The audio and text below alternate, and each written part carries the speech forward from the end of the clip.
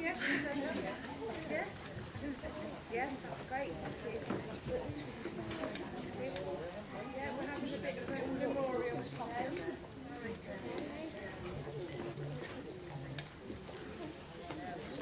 So we don't get any rain.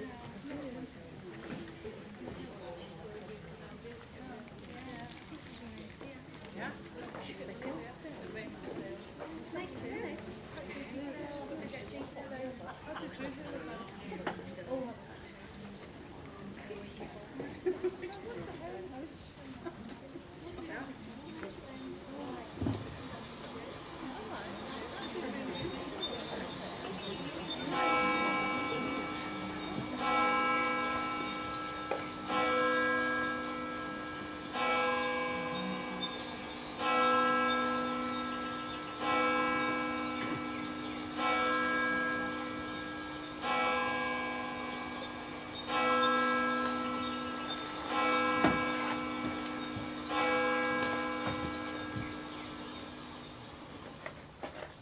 Percy Austin, Charles William Errington, George Morley, William Money, John Willie Potter, Ernest Lawrence Miles, Frederick Hills, William James Rowlett, Frank Straber, George Henry Bradshaw, Arthur Samuel Burroughs, Harold Percy Patrick, William Palmer, Arthur Foster, Frank Meadows, James Pewless, Alfred John Clark, Arthur Thomas Simmons, Ernest Leonard Cadd, George Robert Robinson, Every Wilford, William Clough, Frederick Stapleton, Harold William Walker, Thomas Henry Wilkes, Harold Robinson, Fred Selby Townsend, Frederick Marshall.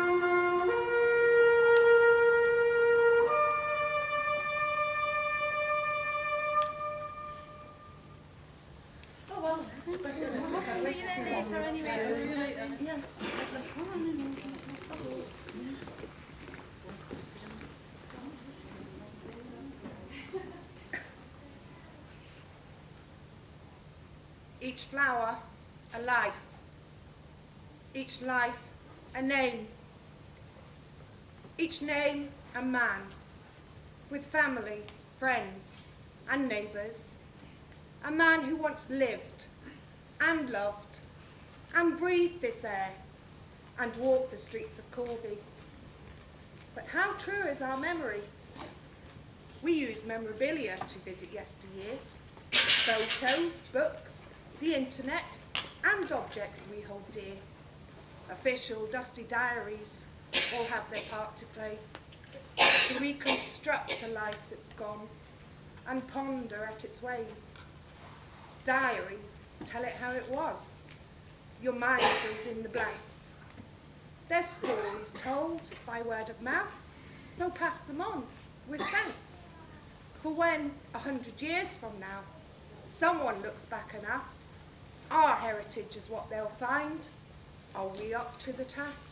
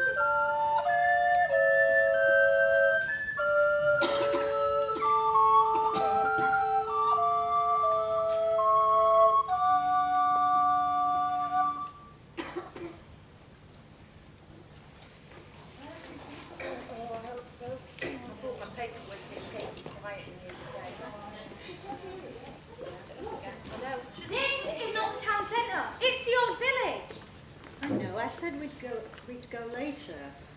When I finished here. Sam, look, this isn't going to take long, and think about it. If we do what Nana wants, me and you are going to get a pair of new shoes. Not shoes, you know you want to. Excuse me. I've got some information about my husband's family. I wonder if you'd be interested in taking a look at it. They're an old Corby family, born and bred. I'd love to talk to you, but I haven't got a lot of time now at the moment. I've only just arrived, I've got things to do. But there's plenty to look at in the main room, and you can get a coffee if you'd like in the cafe. Yes, all right. Come this way then. Leave it.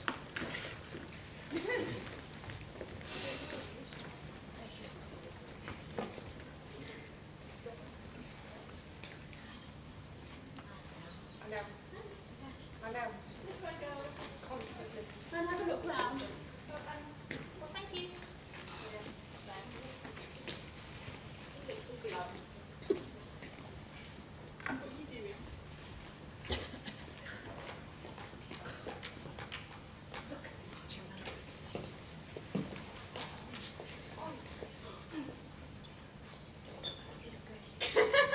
Can you imagine what it was like in school 100 years ago?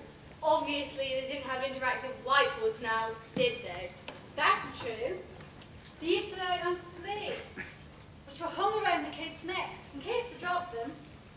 It was really crowded, with two at a desk in a class of 46, or on the back in benches. In the nursery, there were 36 babies crammed into a room built for 24, with an unqualified monitoress. Boys and girls were in separate rooms. Water running down the walls. It sounds like the kind of things kids in the third world have to deal with. It was really unhealthy. What? Like those Oxfam pictures? Yes, something like that. Why was it so bad? Well, it had been built for fewer children when Corby was smaller. The problem was there was really poor sanitation in the village, and that, combined with the overcrowding, meant there was continuous outbreaks of infectious disease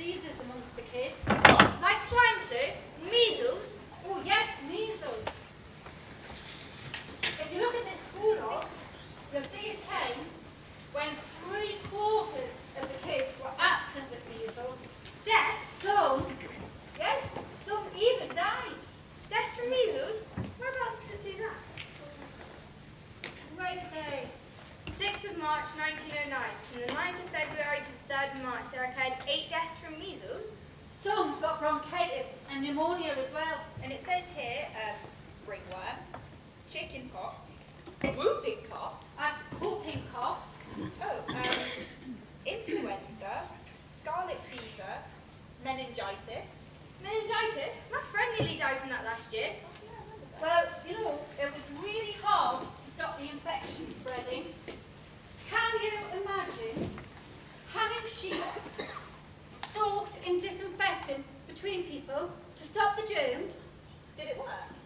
Well, there was no treatment, and it took 6 years and many deaths before they finally closed the school down in 1915. But why did it get so overcrowded? Well, it was a bit like now. In 1881, there was 758 people living in Corby. By 1911, that had doubled. How do you know how many people there were? Is it like from census and stuff?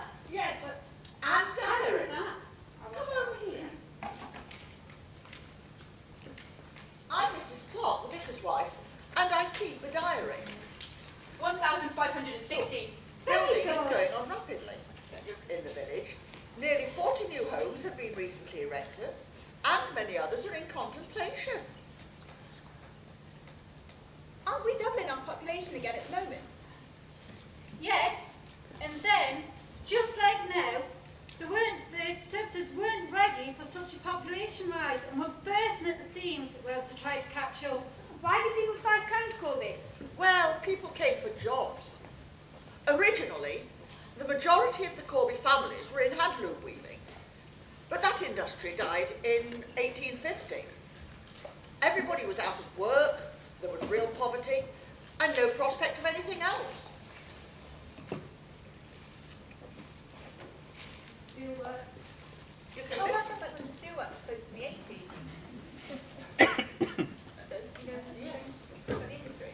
Yes, well, it was only when the railways were built, and then they were making bricks for the railways, that brought people in. Then the iron ore was discovered. That led to the blast furnaces being built, and that brought more workers in. Now, you can read, this exhibit has diary extracts from around 100 years ago, my diary, and the Reverend Bartlett's. You can listen to it here. Sited at Corby were 50 huts that housed the navvies. Each hut contained 7 men. Some men were accompanied by women with children under 16 years of age. In addition to the huts was a shanty township, and some of the men lodged in the village. Didn't Grandad say you lived in huts when you first came to Corby? Oh yeah, he lived in the Brigstock camp in the 30s. You see, he came here for the steelworks, and he used to tell me all about men who were sharing the same digs. They'd also share the same bed on alternate ships, you know, like how the foreigners are supposed to do now. Very funny how history repeats itself. You know what you just told us about new schools and illnesses? It's the same now too. But what do you mean? Well, we've had lots of new schools opening recently. They're pulling down the old ones. And we had an outbreak of TB at our school last year. Oh yes, you're right. My son got that last year. Do you know Corby's always been a TB hotspot? That's right. My aunt used to work up at the TB sanatorium in Rothwell where the patients went.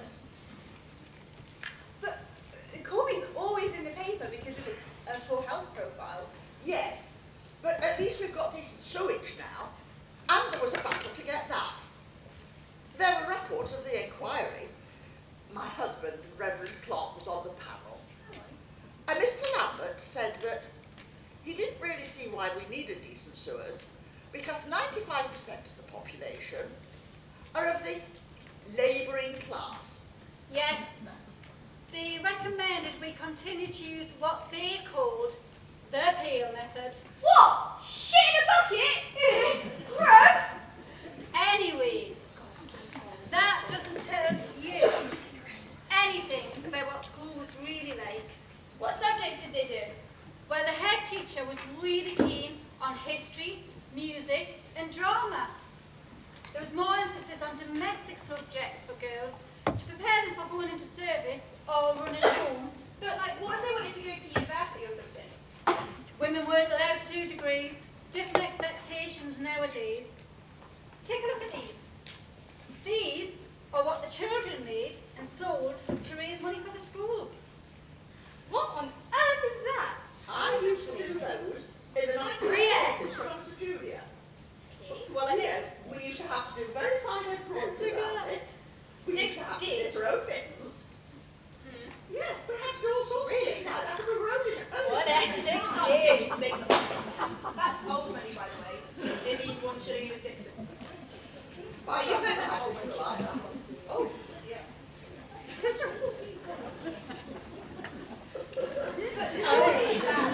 This is amazing, surely. Yeah, they were alive now, they'd be working Friday morning. Children from the labouring classes left school at 14. The boys went into the farm, fields and furnaces, and the girls went into service, but only until they got married. That changed during the World War though, didn't it? Women had to do men's job whilst they were away. Saw an exhibition at the Imperial War Museum. Well, that exhibit over there is all about what women in Corby done in the war. Oh, that looks like fun. Get them off. Yes, and we'll go down the list. Picture closed. Coffee then? Yes, thank you. Right, let's see what you've got. Well, I've got the, this is the family tree. I've got some, and I have some photos. That's the Marshalls. And this is a gamekeeper's cottage where great-granddad lived. Yes. And this is the Fred Marshall Jr. who was killed in the First World War. His name's on the war memorial. And this is a picture of the Lloyd's Black Houses, as they were called, where his granddad lived. It was built for the ironstone workers, who were notoriously damp. And I've got this newspaper clipping from when his granddad died in 1955. He helped to build the first furnaces at Lloyd's, and he drove the first engine at Stewart's and Lloyd's. He was in the Corby Silver Band. Oh, this is really interesting. Can I keep these? Yes, of course. I wish more people would do this. We need to collect people's stories before they take them to the grave. Anyway, I'm going to go find my granddaughters. We've got some serious shopping to do. Well, we're always trying to get youngsters to come in, so why don't you bring their friends down? Oh, thank you.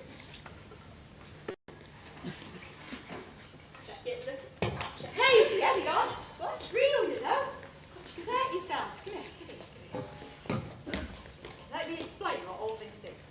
You see, around here, women's woolwork was in the ironworks. Crackers, we were called. We used to have to break up the slag with pickaxes and roll the stones onto rail trucks. We worked alongside the prisoners of war from the detention centre. How come they're prisoners if there wasn't any fighting here? We see any Germans in the area were locked up just because they were German. They may not have been fighting, but they were still considered to be the enemy. The crazy thing was that some of their younger brothers had been born here in Corby, so they'd been conscripted and were off fighting with the Northamptonshire Regiment against their own relatives. There was one woman, Mrs. Villette, made friends with the prisoners. She smuggled them in tobacco. That really annoyed the top brass when they found out. But we were suddenly supposed to hate people we'd grown up with, just because they came from Germany. There were Czech soldiers stationed here too. It seems there's always been Eastern Europeans in these parts. So this coming here from other countries isn't new. 100 years ago, there were people from all over, just like now. Yes, people have always travelled for work. The Corby people used to follow the Harrods. It took them over to Ireland. Yeah, but, I mean, not everyone is from somewhere else. I mean, some families go way back. I mean, take our family, for example. We're the Marshalls. Our great-granddad, he married into the Dixons, which is another old family. And then there were the Spriggs. Three of their girls married three of the Marshalls. And I think there was one of them who got killed in the war, in the First World War. There's a Fred Marshall here on the war memorial. Oh, really? Oh, Sally, that'll be our great uncle. Do you want to see? His name's just back here. Do you want to see? There it is. Yeah, Marshall. There's a story of one lad, not much older than you, came home on leave, had a rest, caught up with his family. But the thought of going back to the trenches was too much for him. He jumped off the moving train that was taking him back to France. Oh my God. Yes, and those that did come back were maimed, disabled, and left to fend for their relatives. Like the bugler in the 4th Northamptonshire Regiment. He fainted during the opening of the War Memorial. But, you know, rather than me tell you about it, there's a diary extract about it. Listen. At the close of the service ceremony, just as the buglers had sounded the last post, one of them fainted, overcome with emotion. We were glad to get him to the rectory, where after somewhat recovering, he told us he was the last of 7 brothers who had served in the army and had sounded the last post for them all and had been wounded twice himself. The solemn service had upset him very much. Now he had to look after the widows and children of them all. You know what, Sally? I think Nan would like to see some of this stuff, so I'm going to go find her. I think she's in the cab. Are you going to come? No, just look around. All right, well, I'll be back in a sec, okay? I'll be back in a minute. Whoa, who are you and why are you in a coffin? Who am I? I am Lady Adeline, the Countess of Cardigan from Dean Hall. My favourite party game was to try my coffin. Happy memories. How do I look like? Weird. I lived to be 91, and I used to visit Corby a lot to help the poor people. Of course, we had servants from here. Maybe your great-grandparents worked for me. I don't think so. Would you like to try my parasol? No, thanks. I would like to try that. Oh, yes, certainly. Really? Yeah. Yeah, so now, right, I was speaking to this woman. She's actually quite close to this one. And it was really interesting. Very good. What do you think you're doing? Let's have some naps, coffee. Oh. Honestly, have some respect. Well, anyway, it's great fun here. Can we come again? I'm going coffin. I'm dressed up. I've got to come here with my friends. Well, I don't know about that. The lady at the reception, she was wanting to encourage young people to come, but I don't know about you. Well, Think about okay, that. are we still going to go uptown at least, Nana? I don't know. Oh, what? This is your fault! You always get me into trouble, right? Everything I'm supposed to do. You think I'm bloody coffin? And I'm against you. If you don't shut your going in that coffin, you're in it!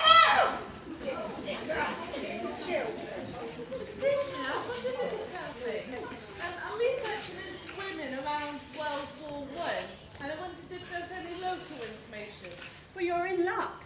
This is the last day of the women's our Corby Women's exhibition.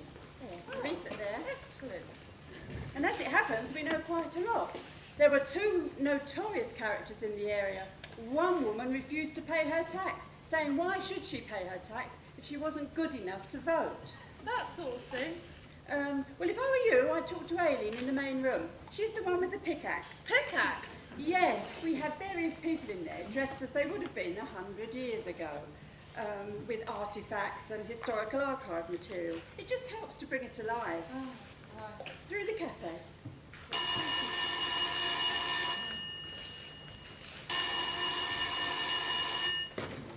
Hello, Corby Heritage Centre? Yes, we're always looking for volunteers. Great, a social history graduate would be most welcome. Anytime, 10 till 4. Okay, look forward to meeting you. I'm sick of getting out and you play that coffin. Well, I would have been happy to oblige. If the coffin had been wider. That woman was crazy. You're telling me. Do you know, she had what was probably the very first car boot sale. What do you mean? Well, she was destitute at one time, so she got all her dresses and she laid them all out on the grass up at Dean Hall, invited all her friends up to buy them, CD parties, car would sell. and she rode around the park on a bicycle in knickerbockers. Oh, she's crazy. It was all right for her kind. She never lifted a finger in her life. She was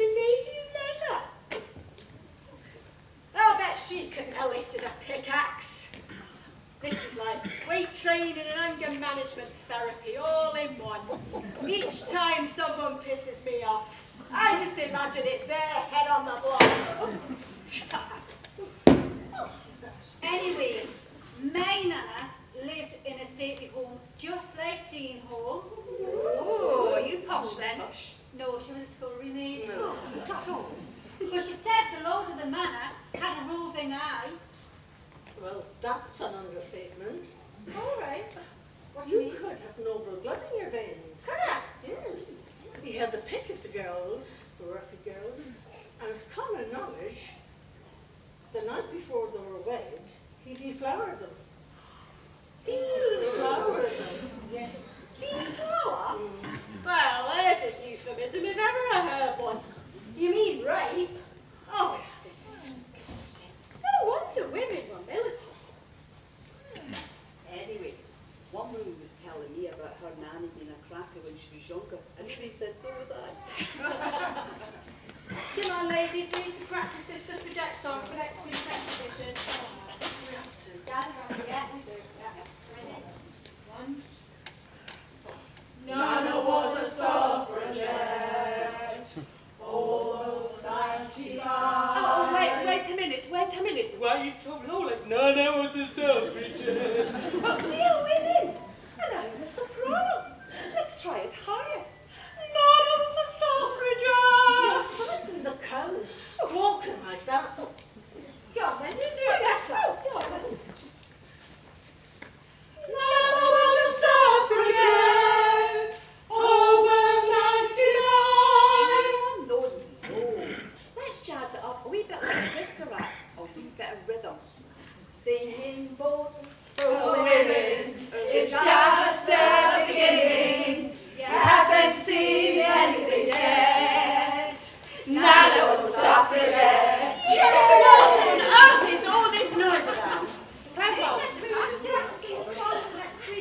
May I remind you, we are still open to visitors, even though it's your afternoon tea break and the afternoon lull. Anyone walking in on this would know what to expect. Back to your places.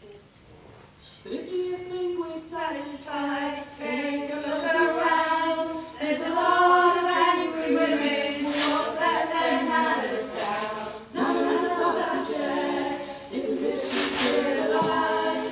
Nana was a suffragette, their voices still survive. Singing votes for women is just a beginning. You haven't seen anything yet.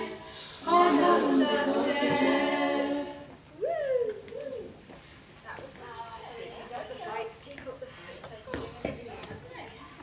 Hi, are you Amy? Oh, yeah, that's me. Oh, I recognise you by your pickaxe. What can I do for you? I was hoping you might have the local angle on the women.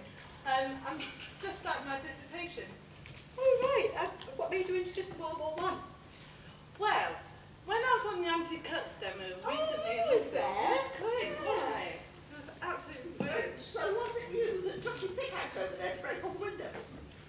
I was in the peaceful part of the demonstration. As was most of us. Anyway, I saw a statue there, right near the War Memorial, about the women that worked during the Second World War. And I realised no one ever talks about women in World War One. Well, locally, men and women worked in the ironworks. This is what all this is about. Used to break up the slag with pickaxes and load the stones onto rail trucks. It was dirty, heavy work. Crackers, they called us. Used to take these down to the sidings down there, where other women would load them onto the wagons. It was all done by hand. Not all the men had gone to war, of course.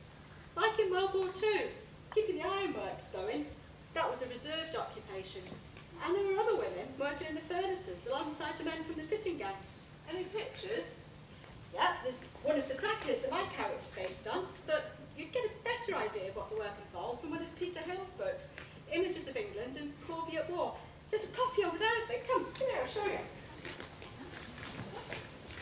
We had Peter Farms going, of course. And also nursing. There's evidence in the tunnels under the old steelworks of activity from the First World War. So women were bound to be involved in nursing the returning soldiers. It's amazing to think women were so crucial to the war effort, yet still didn't have the right to vote. The next exhibition is about the suffragettes. Who was up around here? Well, yes, there was. There was a well-known local working class suffragette called Alice Hawkins.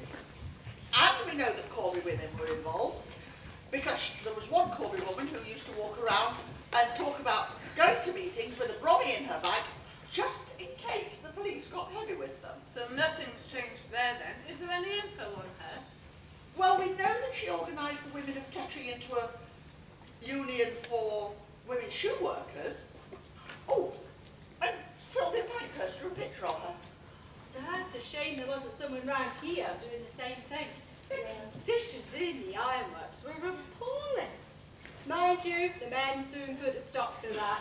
They were on strike even before the first blast furnace opened in 1911 over the right to join a trade union. Any more on Alice or the suffragettes?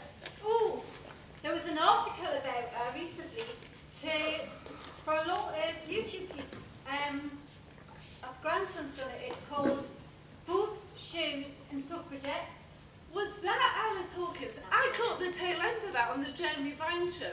They were discussing how we romanticise the suffragettes, but at the time, they were treated appallingly. It's always like that though if you dare to speak out. But that's the history of protest. That's true. Look at Nelson Mandela, 27 years locked up in jail, breaking up votes like that cracker. Yeah. Then released as a hero and became President of South Africa. That's true. And the women of Greenham Common, they were portrayed as being troublemakers and vandals in the 80s. But now, 25 years on, it's the brave women of Greenham Common. There's that picture. I like hers. Looks just like you. Come and talk with me a while.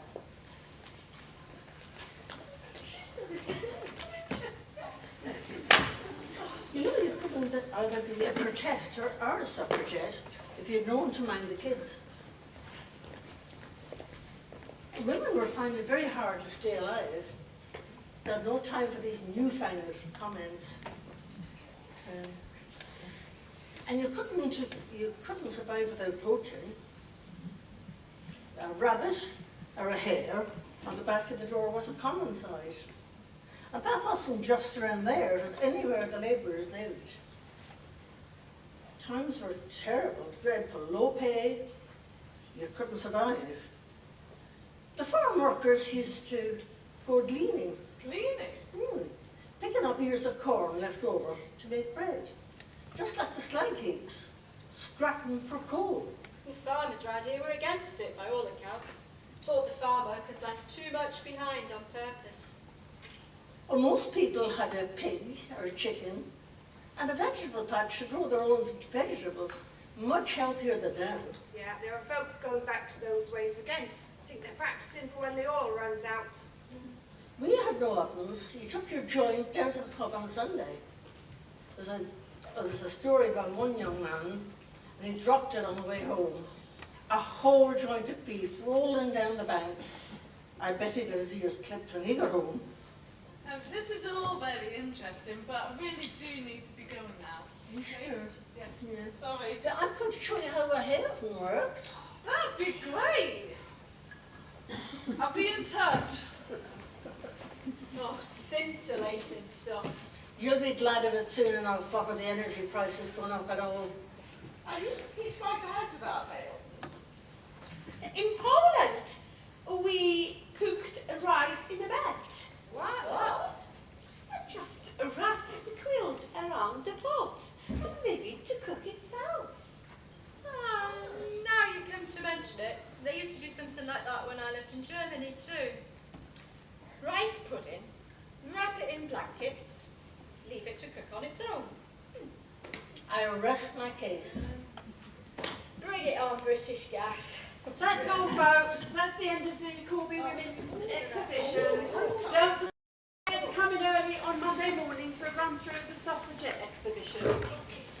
Can someone help me? What sort of help would you like? Thank you.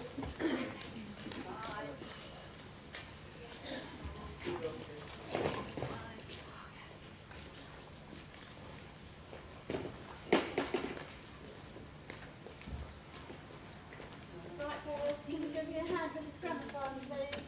We'll have to go through the cafe.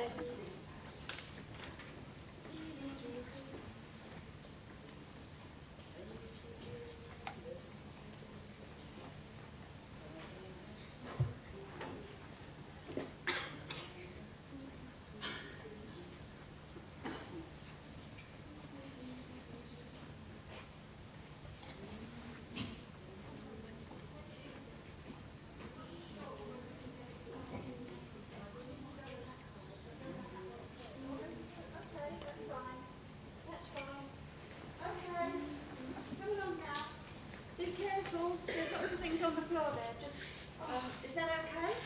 Oh, I think that would be okay. Hello. That's fine. Thanks, James. I'm waiting to go out that way. I will come back with children to practice. No problem. Is it possible? Yeah. I'll leave that door. Is it all right? All right. Thank you. Bye. Thank you. Bye. Oh, don't worry about cleaning that up. We'll make a mess taking all this down. Oh. Give me a hand with this, though. Oh, I don't know what happens here. Well, I'll be glad to see the back of it. Do you know what? You think there'd been a murder? Do you know? I was told Corby was full of Scots, but you're the only one I know. Well, it's all changed recently. It's not a little Scotland anymore. There's a lot of newcomers, just like we were. And I was told it was a hard town, whereas everyone here seems quite friendly. Yeah, they do, don't they? Well, they blame that on the Scots, but it says in that book, what is it, Foundation of a Steel Town, that to be a member of the Corby gang over 100 years ago, you had to be willing to defend yourself with a 5-foot ash pole. So Corby folk have always known how to stand up for themselves. Did your family come down here for the steelworks? Yeah, my dad walked down here. Walked? Yeah, from Glasgow in the 30s. And I'll tell you another thing. They blame industrial militancy in the Scots, but that's not the Scots. That's the workers all over. It says in there about a big strike in 1911 at the new blast furnace over the right to join the union. But depends what side you're on, as always. The vicar's wife, she saw it differently. But there's always been a split, us and them. But where would it be with us labourers? The weavers, the navvies, the brickies, the ironworkers, the steelworkers, and us cleaners, the people that build this world that the rich folk rule. So there.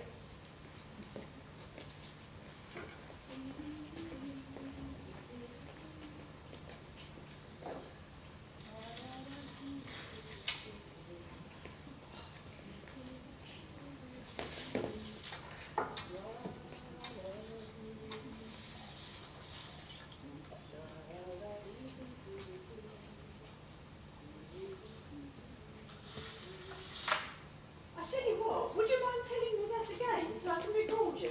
Again? Well, yes, if you don't mind. Time and a half? None up to me, I'm afraid. Okay, I'll give it a go. Put your mop down then. I've got a dictaphone in my desk. Dictaphone. I'll tell you about my dad sweeping ditches on the way up here.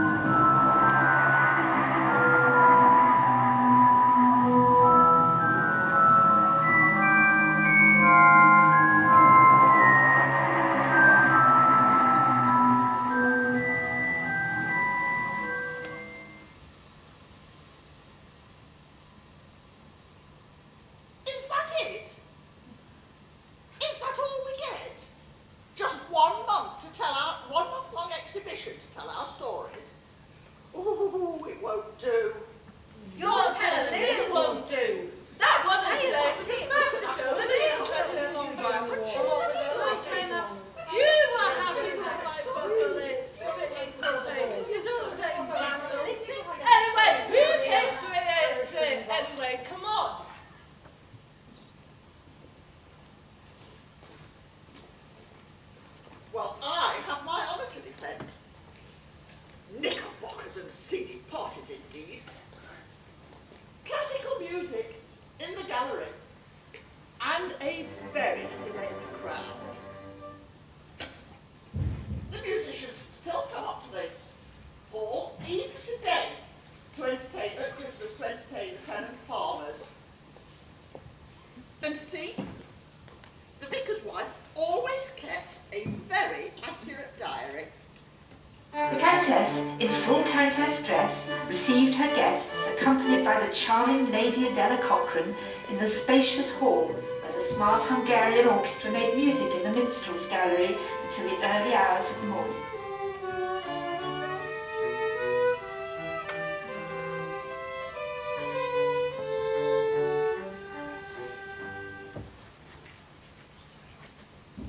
Let the dancing begin.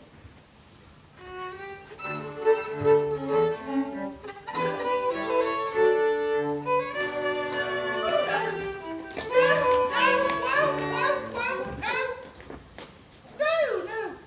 Please may we have something just a little more stately. I am a very antiquated ghost. And I needed a younger partner to do things like that. Come on, I'll dance with you.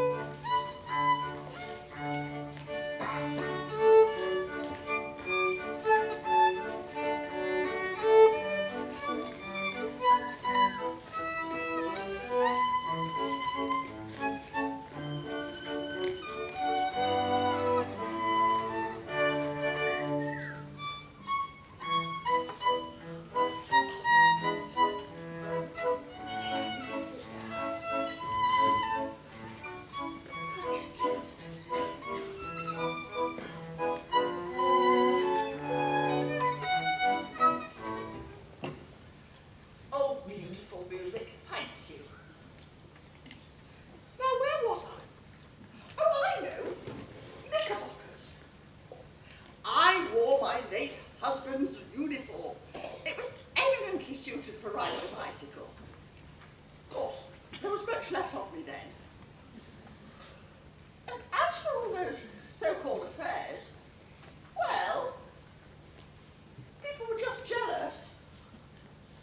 I was adequately chaperoned at all times, as was the custom of the day. And anyway, what's a poor woman to do when her Spanish spendthrift, good-for-nothing husband refuses to divorce her? And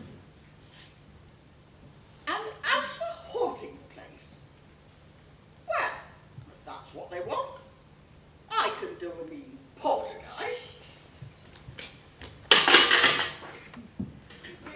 Where's that awful picture? Is that all you've got to complain about? That woman today was the first to show any interest in a long while, and what with the low turnout of the election and the referendum on changing the voting system, we've still plenty to do. And did you use yours? And did you? Some people seem to have forgotten what us suffragettes went through to get women the vote. Some of us even died. Not just Emily Wilding Davison either. Her story just appealed to the paparazzi. Woman throws herself under a king's horse. My death was never reported. I wasn't famous or middle class. I died in Holloway jail. I've been arrested for digging up a golf course. We damaged property, not people. I went on hunger strike and was force-fed. They shoved a tube down your throat and poured in food through a funnel. At the point of starvation, they would send you home to recover. Then they'd rearrest you and it would start all over again. The cat and mouse act, they called it. I was one of the ones who didn't recover. At least this lot all died from natural causes. Natural causes. I caught diphtheria from one of the children. Diseased bunch of little beggars. Well, rumour had it that you caught syphilis. Yes. I didn't know that. I was 91 when I died. Anyway, this is my story. Let's get back to it. Looking at the positive side. The next exhibition is about a suffragette, and at least they're learning that Nana was a suffragette song that actually says what we're about. Come on, come on. Written for the opening of the Pancake Centre, in Manchester. Personally, I'd have preferred Ethel Smythe's March of the Women.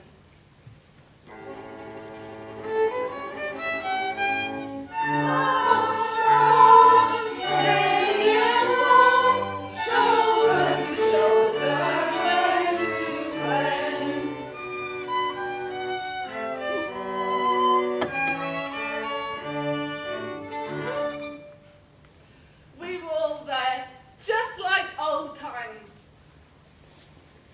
Squashed up together in a cell. Scarcely room to breathe. I'd say your vicar's wife wasn't always so accurate. She writes nowhere about the forced feeding, about the police brutality, about torturing innocent women!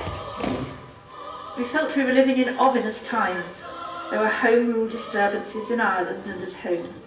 The Times newspaper gave a long list of assaults and outrages by suffragettes who were causing great unrest and disturbance in London and elsewhere. Churches and other buildings were completely destroyed by fire. There came reports of disasters all over the world. In June, the heir to the throne of Austria and his wife were assassinated. Austria then presented a demand to Serbia, and eventually war was declared. And what did you do in the war? You gave up fighting for the vote and would often join the war movement, making bullets and bombs. And getting twice the price that us Irish women got.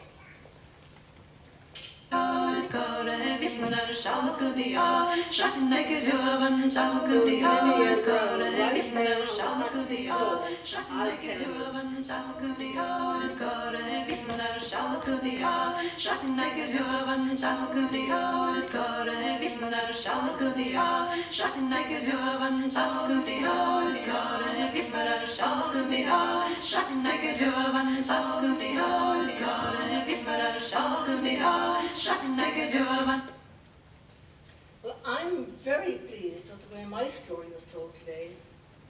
Talked about the olden ways, the Haytons and childcare, while you lot were out fighting for the vote.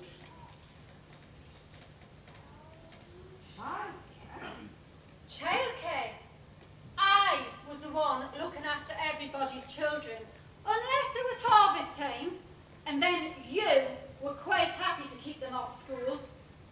A woman's place was in the home, keeping the heart alive. No time for this newfangled nonsense. You were happy to fight for equal pay, to make bullets. It's all the same battle, 30 years on from Dagenham. Dagenham? Didn't you see the film Made in Dagenham? No. I saw it when I was haunting the Ketranodian. Oh, I only know that when it's Harry Potter. Look at this excuse for a schoolroom. No child and lady will talk like that pushy young madam today, seen and not heard. Unless they were singing, of course. Talked about the music, but they didn't talk about all the music festivals we won. Corby School was great for music. Always been a musical town.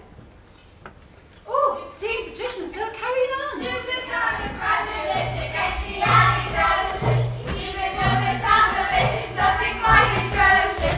If you say it loud enough, you'll always come precocious. Supercalifragilisticexpialidocious.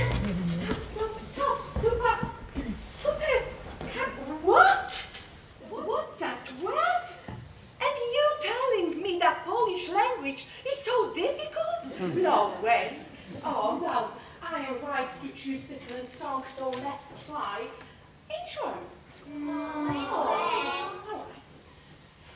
Inchworm, inchworm, measuring their marigolds. Seems to me arithmetic you'll probably go far. Inchworm, inchworm. Oh, hello. I told you that I will come back with my choir. It's lovely. Carry on. Thank you. I'd like to hear more. Oh, just like to hear more. Yes. Inchworm, inchworm, measuring their marigolds. You and your arithmetics, you'll probably go far. Inchworm, inchworm, measuring their marigolds. Seems to me you'll stop and see how beautiful they are.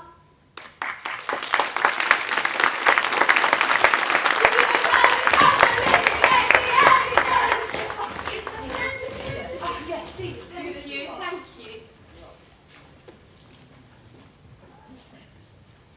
I wonder what it was really like. Well, we ever know. Suppose we need to use our imagination.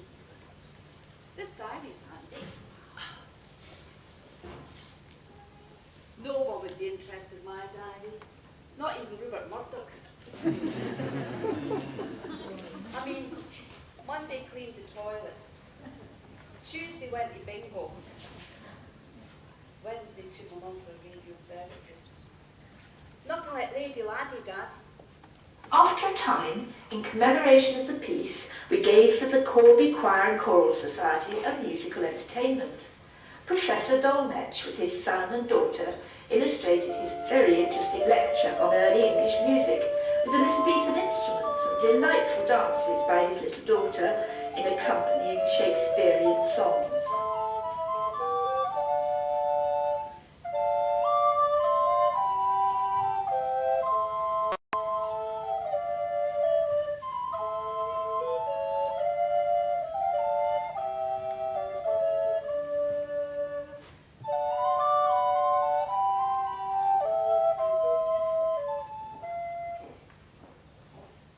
You know, it's amazing how often music's mentioned in these books and diaries. I reckon there was a wider range of music then than there is now. I mean, some groups are still in existence. Corby Choral Society, Corby Silver Band are both over 100 years old. You just don't hear so much about them now. The band gets mentioned in here on account of the protest when they tried to shut the breakcourts down all those years ago. A lot of people think the Silver Band's just a place to drink. My man drinks it there. And he often listens to the band practice and he thinks they're brilliant. Anyway, I'm going to put some music while I work.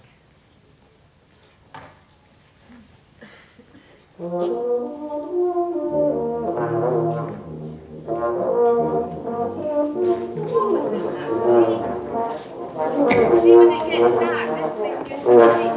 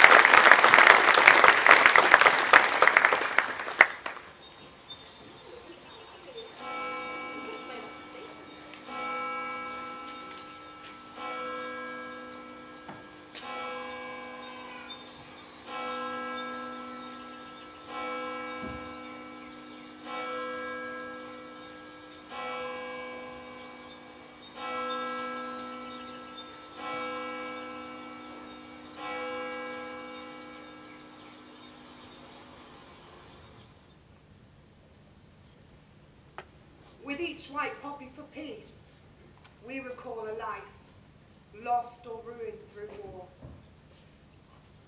Almost 100 years after the war to end all wars, with 10 million children alone killed in the last decade.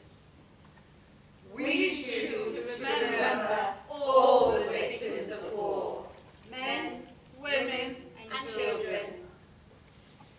Chile under Pinochet. The Mau Mau uprising in Kenya. Oświęcim, Auschwitz. The Falklands. Rwanda, Iran, the Gulf War, Vietnam. Intifada, World War II, Afghanistan. Arab-Israeli War. Civil War in Guatemala. Spanish Civil War. Polish-Ukrainian War, The Korean War. Ugandan Civil War, Northern Ireland. Black September, Cuban Revolution. the apartheid in South Africa, Iraq, Battle of Culloden. Libya.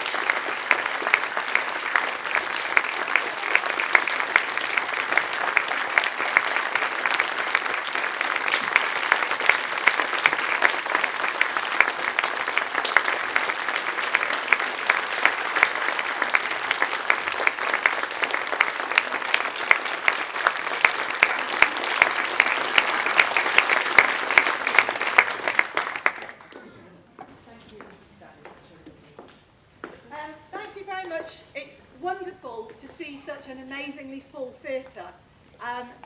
All of these people worked tremendously hard to bring you this amazing pageant, which none of us have ever seen, because right now was the first time all of the bits were together, including the fabulous bugler and the silver band. Thank you so much for coming back off holiday to do that for us. Can we have a round of applause?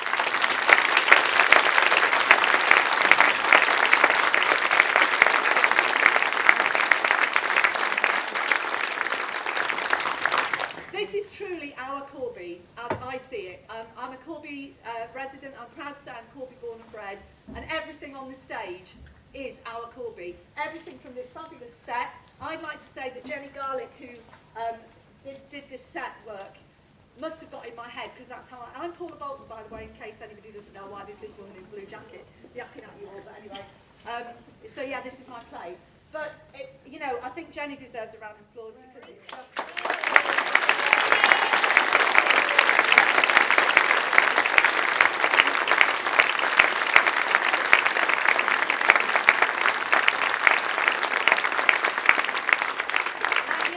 Not only is she a set designer, she's also a fabulous stage manager, so she's got an amazing team backstage who I'd like to bring on now.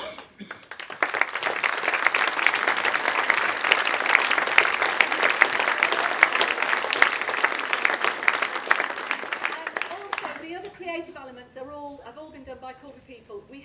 Mark Brennan soundscape tonight at the beginning with the wonderful farm and the chickens, etc. So I don't know, are you here, Mark? Yes.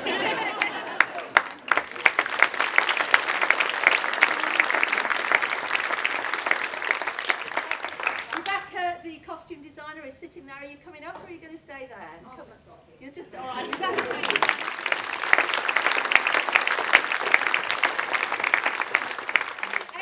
Assisted by Corby, who's been our specialist hair, wigs and makeup person. Where's Corby? Is she anywhere?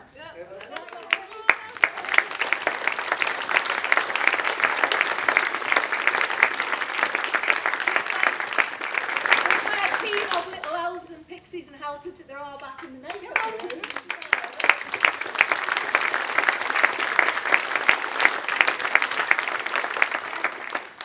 Piece of creative, absolute, amazing stuff gone on here. Before the portraits came to life, I don't know if you even noticed them, but there were some stunning, absolute originals, and that was Helen McKay. Are you here, Helen? Yes!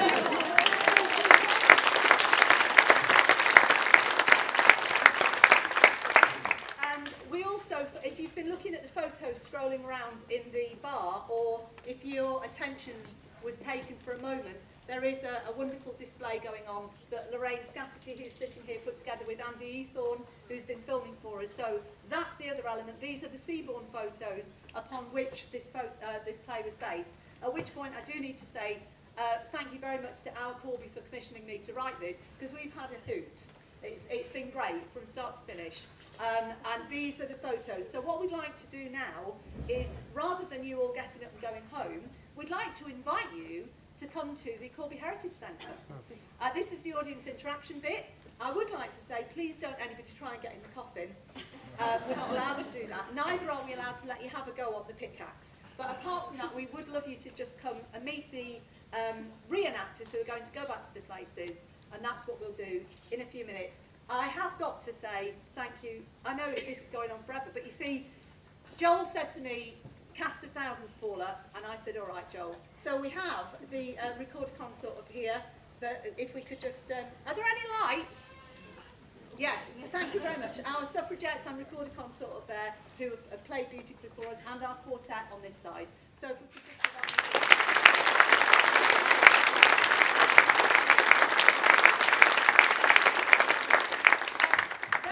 The people that we see and their work. What you don't see is the people behind set, behind the costumes. Actually, Jen Garlick is somewhere, Margaret Marshall might be here. They've had their team doing the front of house for us, and Margaret's done the administration for the cast, the finance and the cast welfare. So, you know, I don't know if they're there, but they're the things that without those people and that type of support, it can't happen. So have I remembered everybody? Not quite. Not quite. Are you going to go? No, I was just going to say, we couldn't have done this without Paula. She enthuses us, she chases us around, but at the end of the thing, it all comes together and you get this. Paula, thank you from the bottom of my heart for letting me be part of it.